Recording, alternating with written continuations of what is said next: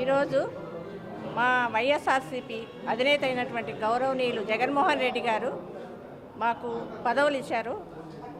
అందరికీ జిల్లా అధ్యక్షులు ఇచ్చిన వాళ్ళందరికీ ఈరోజు మన అమ్జద్ అన్న, సురేష్ అన్న సన్మానం చేశారు. మేము చాలా రాజశేఖర రెడ్డి సార్ పేరు నుంచి నేను ఇదే పార్టీలో ఉన్నాను. 95లో కౌన్సిలర్గా ఉన్నాను. అప్పుడు నగర టౌన్ అధ్యక్షురాలుగా ఉన్నా. 2004లో మేయర్ అయినది సిటీ అయింది. అప్పుడు నగర అధ్యక్షురాలు చేశారు.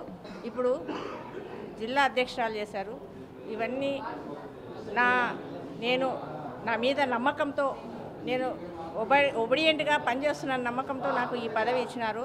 ఈ పదవి ఇచ్చినందుకు జగన్మోహన్ రెడ్డి గారికి, అవినాష్ రెడ్డి గారికి, ముఖ్యంగా కమలాపురం ఎమ్మెల్యే గారికి, అమ్జద్ అన్న గారికి, సురేష్ అన్న గారికి, అందరికీ మా పార్టీ కార్యకర్తలకు, నాయకులకు అందరికీ నేను కృతజ్ఞతలు తెలుపుకుంటున్నాను. నా మీద చాలా నమ్మకంతో ఇచ్చినారు. ఎలాంటి పిలుపు ఇచ్చినా, ఎలాంటి పోరాటానికి పిలిచినా కూడా నేను నా సాయశక్తుల ఖచ్చితంగా నమ్మకంగా చేస్తాను. మన జగన్మోహన్ రెడ్డి గారి నెక్స్ట్ ప్రభుత్వం రావడానికి చాలా కష్టపడి చేస్తా. వాళ్ళు చాలా నమ్మకంతో, ఎందుకంటే దీనికి ఎన్నో ప్రెజర్లు ఉన్నాయి. నగర అధ్యక్షురాలుగా 20 ఏళ్ళు చేస్తా. చాలామందిని అడిగినా కూడా మా లీడర్లు నువ్వైతే చేస్తావమ్మా నమ్మకంతో నాకు ఈ పదవులు ఇస్తా వచ్చినారు. ఇప్పుడు కూడా అంతే నమ్మకంతో జిల్లా అధ్యక్షురాలు ఇచ్చినారు. వాళ్ళ నమ్మకాన్ని నేను నిలబెడతాను. వాళ్ళు అంటే అందరికీ సమాధానం చెప్పుకునే స్టేజ్లో లేకుండా మేము నమ్మకంగా ఇచ్చినామే చాలా బాగా చేసిందని అనిపించుకోవడానికి నేను సాయశక్తిలా పని చేస్తానని చెప్పుకుంటూ మరొకసారి లీడర్లందరికీ ధన్యవాదాలు, కృతజ్ఞతలు తెలియజేస్తాను.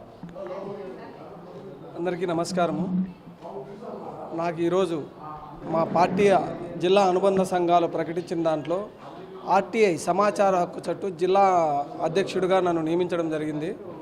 నాకు ఈ అవకాశం ఇచ్చిన రాష్ట్ర పార్టీ అధ్యక్షుడు జగన్మోహన్ రెడ్డి సార్ గారికి, అలాగే మా పార్టీ జిల్లా అధ్యక్షుడు రవీంద్రనాథ్ రెడ్డి సార్ గారికి, అలాగే ఎంపీ మా కడప ఎంపీ అవినాష్ రెడ్డి గారికి, మాజీ డిప్యూటీ సీఎం అమ్జద్ బాషా అన్న గారికి, కడప మేయర్ మా సురేష్ బాబు అన్న గారికి కూడా నా ప్రత్యేక ధన్యవాదాలు తెలియజేసుకుంటున్నాను.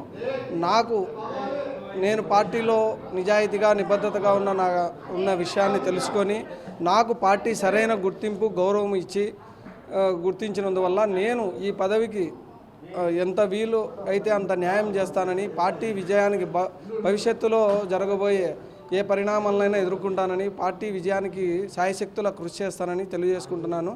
నాకు ఈ పదవి ఇచ్చిన పెద్దలందరికీ కూడా మరొకసారి ధన్యవాదాలు తెలియజేసుకుంటున్నాను.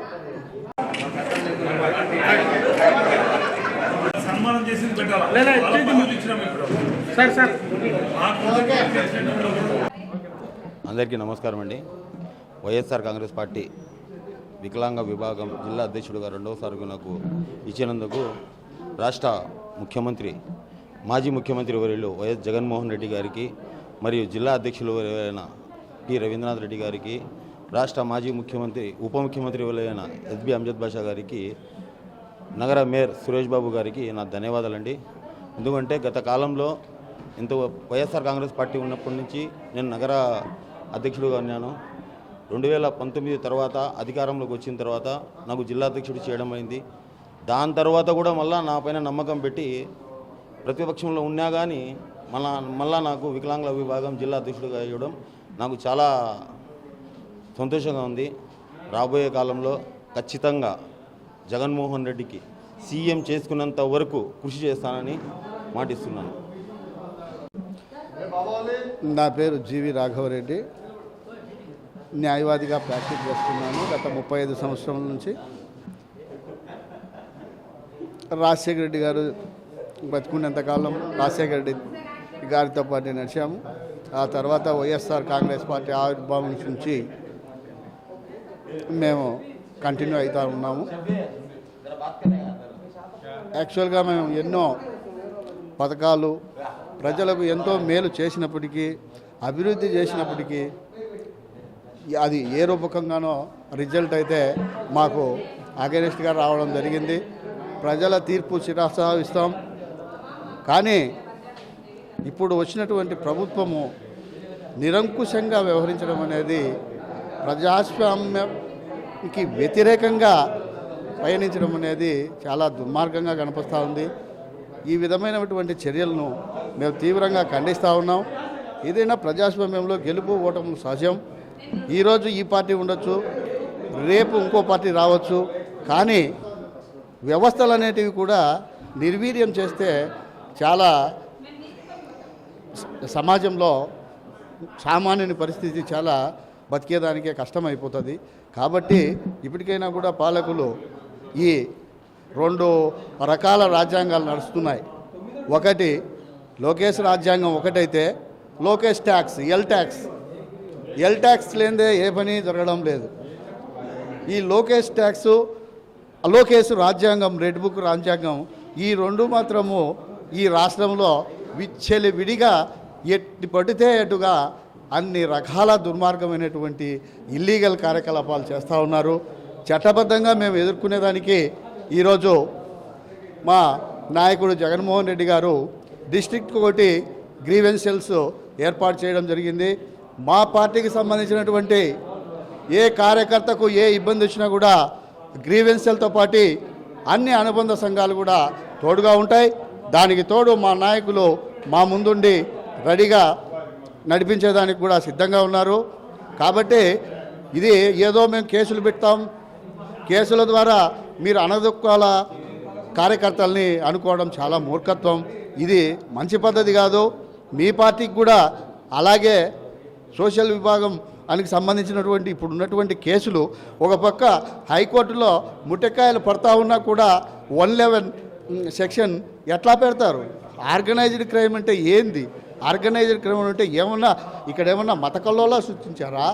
లేకపోతే కన్నా ఒక ఏదైనా మతానికి సంబంధించి ఇంకో మతానికి సంబంధించి చిచ్చు పెట్టారా? లేకపోతే ఎటువంటి ఏది లేకుండా ఆర్గనైజ్డ్ క్రైమ్కు నిర్వచనమే లేని సెక్షన్లో బనాయించి కార్యకర్తలను బెదిరించడం జరుగుతూ ఉంది. ఇదంతా కూడా మానకపోతే మేము కూడా కోర్టులను ఆశ్రయిస్తాం.